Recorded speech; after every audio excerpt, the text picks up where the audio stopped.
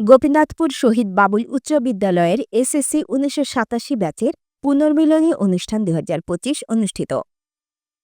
শামীম আহমেদের তথ্যচিত্রে দেখুন বিস্তারিত। ৩৮ বছর পর প্রিয় শিক্ষাঙ্গনে ফিরে একে অপরকে বুকে জড়িয়ে কান্নায় ভেঙে পড়লেন গোপীনাথপুর শহীদ বাবুল উচ্চ বিদ্যালয়ের এসএসসি ১৯৮৭ ব্যাচের সাবেক শিক্ষার্থীরা। ২০২৫ সালের ৯ জুন সোমবার বিদ্যালয় মাঠে এক আবেগঘন পরিবেশে অনুষ্ঠিত হল এই পুনর্মিলনী অনুষ্ঠান। অনুষ্ঠানে সভাপতিত্ব করেন গোপীনাথপুর শহীদ বাবুল উচ্চ বিদ্যালয় ম্যানেজিং কমিটির সভাপতি মোহাম্মদ মোফাজ্জল হোসেন ভূঁইয়া। উপস্থিত ছিলেন বিদ্যালয়ের প্রধান শিক্ষক জনাব জহিরুল ইসলাম। আরও উপস্থিত ছিলেন বিদ্যালয়ের সাবেক গর্বিত শিক্ষকবৃন্দ, যাদের সম্মানে প্রাক্তন শিক্ষার্থীরা সম্মাননা ক্রেস্ট প্রদান করেন। অনুষ্ঠানের আহ্বায়ক ছিলেন এম.এ. বাসির ভূঁইয়া এবং যুগ্ম আহ্বায়ক মোহাম্মদ শামীম চৌধুরী, প্রধান উপদেষ্টা দুলাল আহমেদ খান।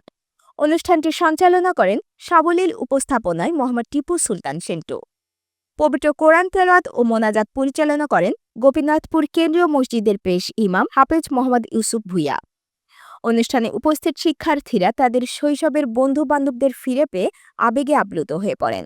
অনেকে কান্নায় ভেঙে পড়েন, একে অপরকে বুকে জড়িয়ে ধরেন। সেই মুহূর্তগুলো ছিল অতুলনীয়, হৃদয় ছোঁয়া ও স্মরণীয়। শিক্ষার মানোন্নয়নের লক্ষ্যে আধুনিক প্রজেক্টর উপহার দেওয়া হয়, যা পাঠদান পদ্ধতিকে আরও আধুনিক ও কার্যকর করবে।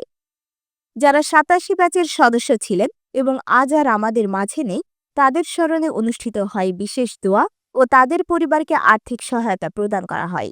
এই মহতী উদ্যোগটি অনুষ্ঠানে এক মানবিক ও প্রেরণাদায়ক দৃষ্টান্ত স্থাপন করে। অনুষ্ঠানে বিদ্যালয়ের প্রাক্তন শিক্ষকবৃন্দকে সম্মাননা ক্রেস্ট প্রদান করে তাদের প্রতি কৃতজ্ঞতা প্রকাশ করা হয়।